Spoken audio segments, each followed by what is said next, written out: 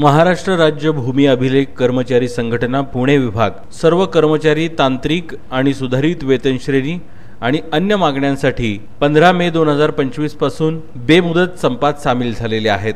त्यांच्या न्याय हक्क मागण्यांसाठी त्यांनी या बेमुदत संपाचा अवलंब केलेला आहे। महाराष्ट्र शासन भूमी अभिलेख विभागातील कर्मचाऱ्यांच्या कामाचं कौतुक करतात, परंतु त्यांच्या न्याय हक्क मागण्यांकडे दुर्लक्ष करून त्या मागण्या पूर्ण करत नाहीत।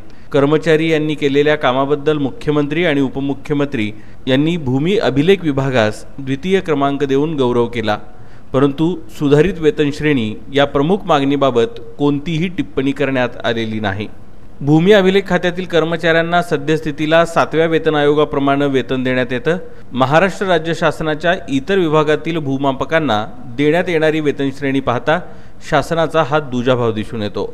सदर आंदोलन हे जनतेला वेठीस धरण्यासाठी नसून कर्मचाऱ्यांच्या प्रलंबित असलेल्या सुधारित वेतन श्रेणीबाबतच्या न्याय मागणीसाठी आहे।